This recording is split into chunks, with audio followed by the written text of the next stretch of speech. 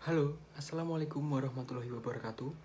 Perkenalkan kami dari kelompok 2 mata kuliah penelitian tindakan kelas dari program studi pendidikan guru sekolah dasar semester 6 kelas C Universitas Veteran Bangun Nusantara Soekarjo. Pada kesempatan kali ini, kami akan memaparkan materi mengenai konsep dasar mengenai PTK atau penelitian tindakan kelas.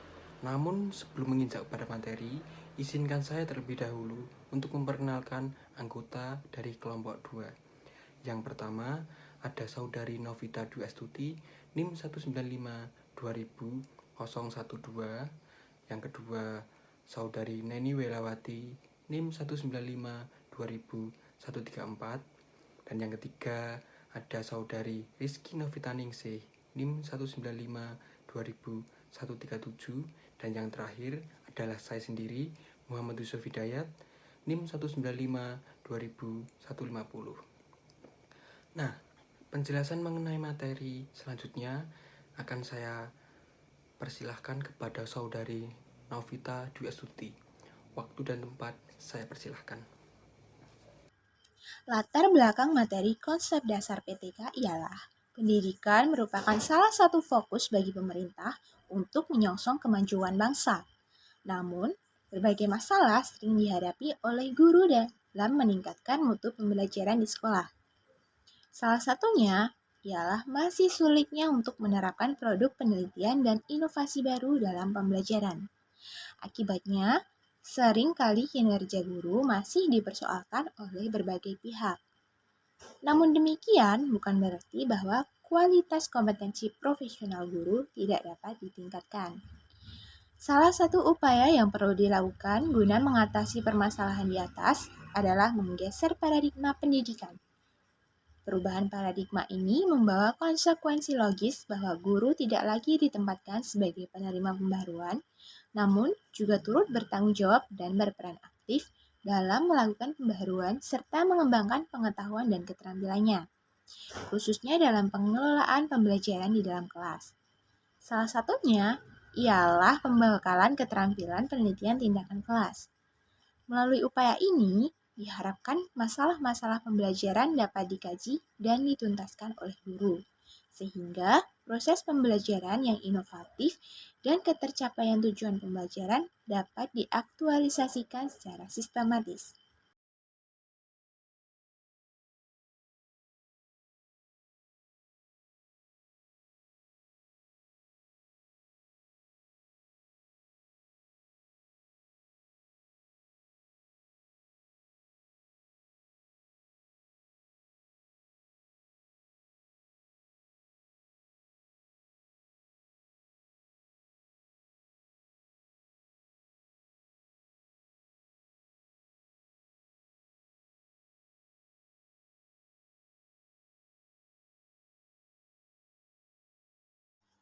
Menurut Kasyani tahun 1999, PTK adalah penelitian praktis yang bertujuan untuk memperbaiki kekurangan-kekurangan dalam pembelajaran di kelas dengan cara melakukan tindakan-tindakan. Upaya tindakan untuk perbaikan dimaksudkan sebagai pencarian jawab atas permasalahan yang dialami guru dalam melaksanakan tugasnya sehari-hari. Menurut Suyanto tahun 1997, PTK dapat didefinisikan sebagai suatu bentuk penelitian yang bersifat reflektif dengan melakukan tindakan-tindakan tertentu untuk memperbaiki atau meningkatkan praktek-praktek pembelajaran di kelas secara lebih profesional. Sedangkan menurut Bahri tahun 2012, penelitian tindakan kelas merupakan sebuah kegiatan yang dilaksanakan untuk mengamati kejadian-kejadian dalam kelas untuk memperbaiki praktek dalam pembelajaran, agar pembelajaran lebih berkualitas dalam proses sehingga hasil belajar pun menjadi lebih baik. Berdasarkan beberapa pemahaman mengenai PTK tersebut, dapat disimpulkan bahwa penelitian tindakan kelas atau PTK adalah suatu kegiatan penelitian dengan mencermati sebuah kegiatan belajar yang diberikan tindakan, yang secara sengaja dimunculkan dalam sebuah kelas dan bertujuan untuk memecahkan masalah atau meningkatkan mutu pembelajaran di kelas tersebut. Tindakan yang secara sengaja dimunculkan tersebut diberikan oleh guru atau berdasarkan arahan guru yang kemudian dilakukan oleh siswa. B. Tujuan penelitian tindakan kelas atau PTK. Kunandar 2002. B. Tujuan penelitian tindakan kelas atau PTK. Kunandar tahun 2008 dalam bukunya Langkah Mudah Penelitian Tindakan Kelas sebagai Pengembangan Profesi Guru menyatakan bahwa tujuan dari PTK adalah sebagai berikut. Yang pertama, untuk memecahkan permasalahan nyata yang terjadi di dalam kelas yang dipahami langsung dalam interaksi antara guru dengan siswa yang sedang belajar. Meningkatkan profesionalisme guru dan menumbuhkan budaya akademik di kalangan guru. Yang kedua adalah peningkatan kualitas praktik pembelajaran di kelas secara terus-menerus mengingat masyarakat berkembang secara cepat. Yang ketiga adalah peningkatan relevansi pendidikan. Hal ini mulai dicapai melalui peningkatan proses pembelajaran. Dan yang keempat adalah sebagai alat training in service yang melengkapi guru dengan skill dan metode baru, mempertajam kekuatan analitisnya, dan mempertinggi kesadaran dirinya. Nah, penjelasan materi berikutnya akan disampaikan oleh Saudari Neni Wilawati. Untuk Saudari Neni Wilawati, waktu dan tempat dipersilahkan. Tujuan penelitian tindakan kelas atau PTK yang kelima yaitu sebagai alat untuk lebih inovatif terhadap pembelajaran. Yang keenam, peningkatan mutu hasil pendidikan melalui perbaikan praktik pembelajaran di kelas dengan mengembangkan berbagai jenis keterampilan dan meningkatkan motivasi belajar siswa. Yang ketujuh, meningkatkan sifat profesional pendidik dan tenaga kependidikan. Yang kedelapan, menumbuh kembangkan budaya akademik di lingkungan akademik. Yang kesembilan, peningkatan efisiensi pengelolaan pendidikan, peningkatan dan perbaikan proses pembelajaran, di samping untuk meningkatkan relevansi dan mutu hasil pendidikan, juga untuk meningkatkan efisiensi pemanfaatan sumber-sumber daya yang terintegrasi di dalamnya. C. Manfaat penelitian tindakan kelas. Ada 3 komponen yang harus menjadi sasaran utama PTK, yaitu sebagai berikut. Yang pertama, manfaat bagi siswa dan pembelajaran.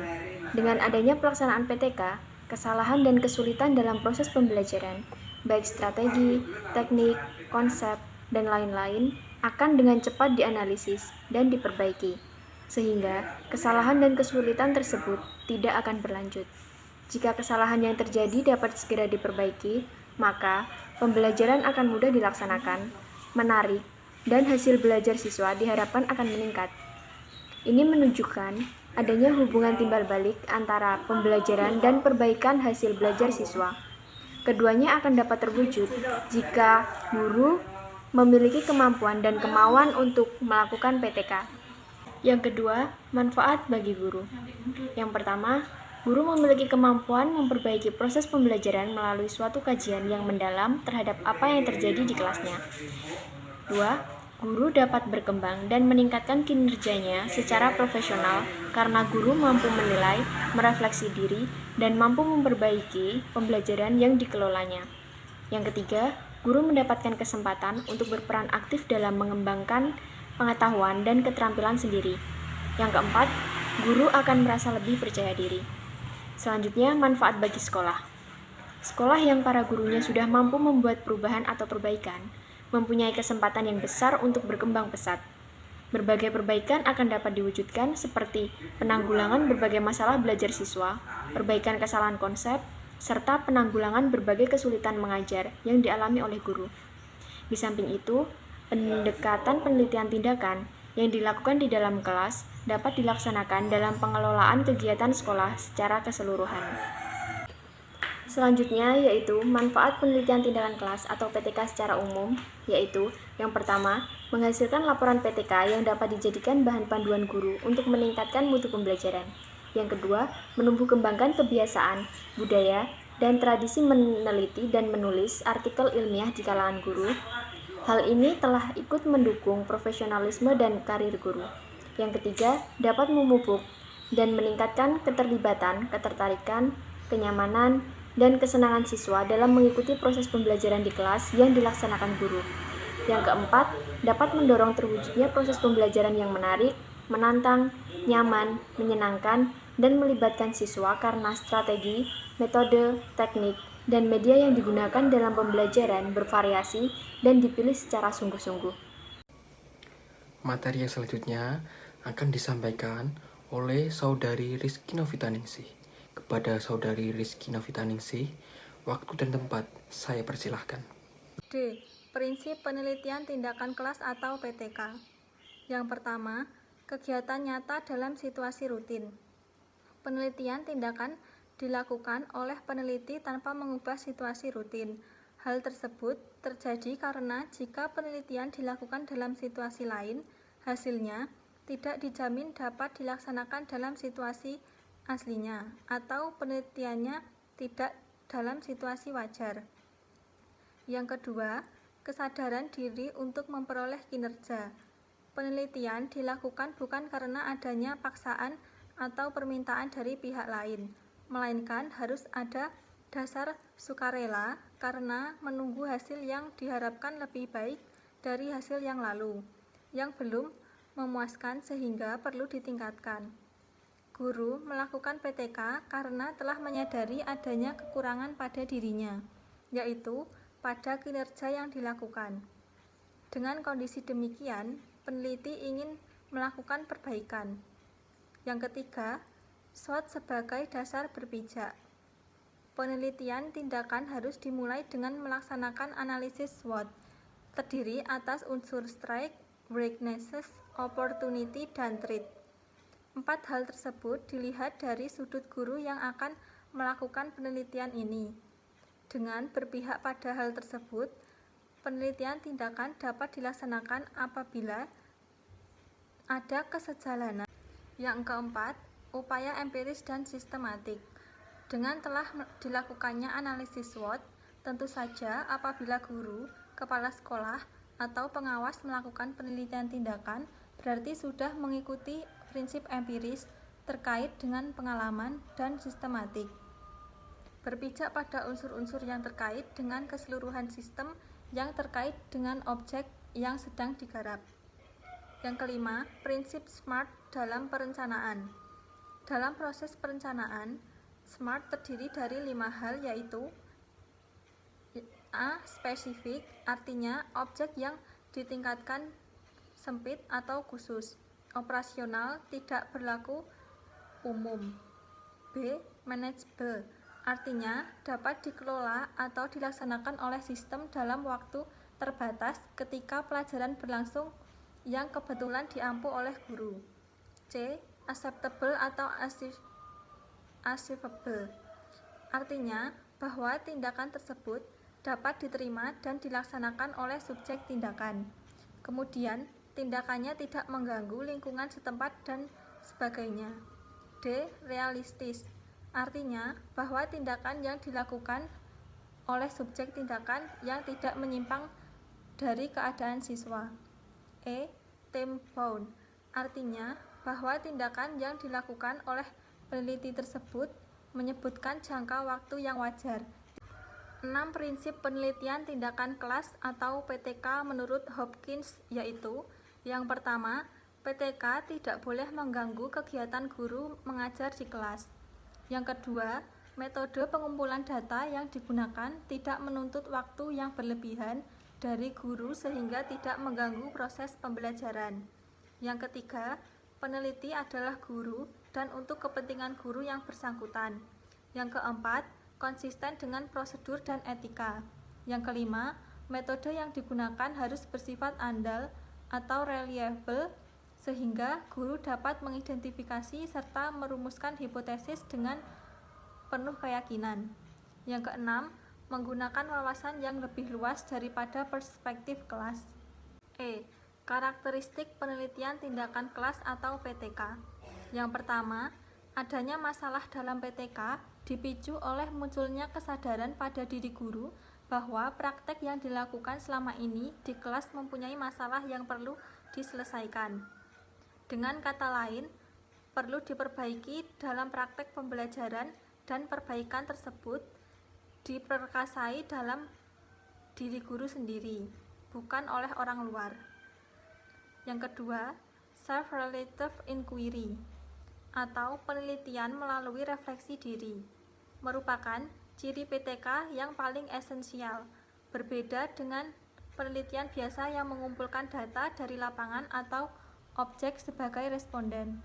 Maka, PTK mempersyaratkan guru mengumpulkan data dari prakteknya sendiri melalui refleksi diri. Yang ketiga, PTK dilakukan di dalam kelas, sehingga fokus penelitian ini adalah kegiatan pembelajaran berupa perilaku guru dan siswa dalam melaksanakan interaksi. Yang keempat, PTK bertujuan untuk memperbaiki pembelajaran.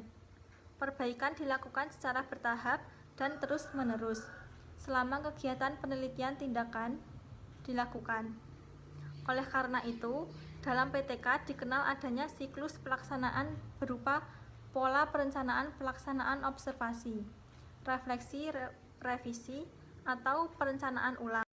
Nah, materi yang selanjutnya mengenai jenis-jenis penelitian tindakan kelas akan saya jelaskan sendiri. Penelitian tindakan kelas ada 4 jenis model penelitiannya, dan yang pertama ada PTK jenis diagnostik, yaitu penelitian yang dirancang dengan menuntun peneliti ke arah suatu tindakan. Dalam hal ini, peneliti mendiagnosa dan memasuki situasi yang terdapat di dalam latar penelitian. Contohnya, ialah seorang peneliti yang berupaya untuk menangani perselisihan, pertengkaran, konflik yang dilakukan antar siswa yang terdapat di suatu sekolah ataupun suatu kelas. Dan yang kedua, ada model penelitian PTK partisipan. Artinya, apabila orang yang melaksanakan penelitian harus terlibat langsung dalam proses penelitian sejak awal sampai hasil akhir penelitian berupa laporan. Dengan demikian, sejak perencanaan penelitian, peneliti senantiasa terlibat. Selanjutnya, peneliti memantau, mencatat, mengumpulkan data, lalu menganalisa data, serta berakhir dengan melaporkan hasil penelitiannya. Kelemahan dari PTK ini adalah bahwa model ini menuntut curahan tenaga, pikiran, dan waktu peneliti yang kadang sulit dipenuhi karena dia juga memiliki pekerjaan sendiri. Contohnya yaitu pada contoh yang pertama. Namun, peneliti harus berada di sekolah dari awal penelitiannya, yaitu pada waktu menganalisis keadaan dan melihat kesenjangan antara keadaan nyata dan keadaan yang diinginkan dan merumuskan rencana tindakan. Dan yang ketiga adalah PTK model empiris, yaitu apabila peneliti berupaya melaksanakan suatu tindakan dan membukakan apa yang dilakukan dan apa yang akan terjadi selama tindakan berlangsung. Pada prinsipnya, proses penelitiannya berkenan dengan penyimpanan catatan dan pengumpulan pengalaman peneliti dalam pekerjaan sehari-hari. Kelemahan model penelitian seperti ini adalah bahwa simpulan ditarik dari pengalaman satu kelompok ataupun beberapa kelompok yang berbeda. Contohnya, pengurus jurusan di suatu perguruan tinggi melihat adanya masalah dalam proses rapat jurusan. Dia mengemukakan kepeduliannya di depan forum dosen, dan dia sangat lega karena semua dosen merasakan hal yang sama. Dia mengajak semua dosen untuk bersama-sama merumuskan tindakan apa yang mesti dilakukan untuk meningkatkan kualitas proses dan hasil belajar. Dan yang terakhir adalah PTK jenis eksperimental. Ialah apabila penelitian ini diselenggarakan dengan berupaya menerapkan berbagai teknik atau strategi secara efektif dan efisien di dalam suatu kegiatan belajar mengajar. Jadi ini diharapkan peneliti dapat menentukan cara mana yang paling efektif dalam rangka untuk mencapai tujuan pengajaran. Kelemahan penelitian model eksperimental yaitu peneliti harus berkorban lebih banyak waktu dan lebih banyak hal yang harus dikorbankan oleh peneliti untuk melakukan eksperimen mana yang lebih sesuai dengan apa yang diharapkan peneliti. Seperti itu. Nah, sampailah kita pada penghujung pemaparan materi mengenai konsep penelitian tindakan kelas dari kelompok kami. Kita sampailah pada bagian kesimpulan mengenai pemaparan hari ini. Kesimpulannya, Penelitian tindakan kelas atau classroom active research adalah suatu kegiatan penelitian yang mencermati sebuah kegiatan belajar yang diberikan tindakan yang secara sengaja dimunculkan di dalam sebuah kelas yang bertujuan untuk memecahkan masalah atau meningkatkan mutu pembelajaran di kelas tersebut tentunya. PTK juga bertujuan untuk meningkatkan kualitas pembelajaran serta profesionalisme guru dalam mengajar.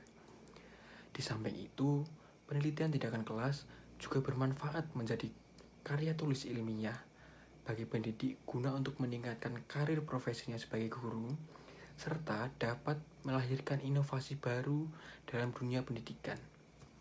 Dalam pelaksanaan penelitian tindakan kelas, guru juga harus berpedoman pada prinsip-prinsip yang telah disetujui atau yang telah ada. Yang pertama, tidak mengganggu proses pembelajaran.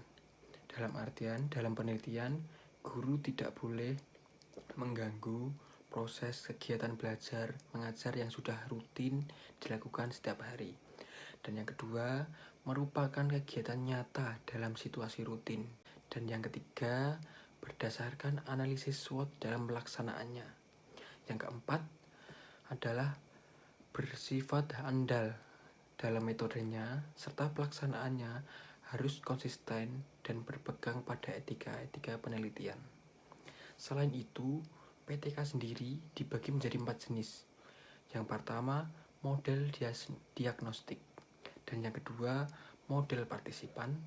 Dan yang ketiga, model empiris. Dan yang keempat, model eksperimental. Dari keempat model PTK tersebut, tidak lain hanya bertujuan untuk meningkatkan kualitas pembelajaran sehingga diharapkan peserta didik dapat belajar dengan nyaman dan menyenangkan. Selain itu, juga untuk melahirkan inovasi-inovasi baru dalam metode mendidik guru untuk peserta didik. Nah, itulah pemaparan materi mengenai konsep dasar penelitian tindakan kelas dari kelompok 2 atau kelompok kami.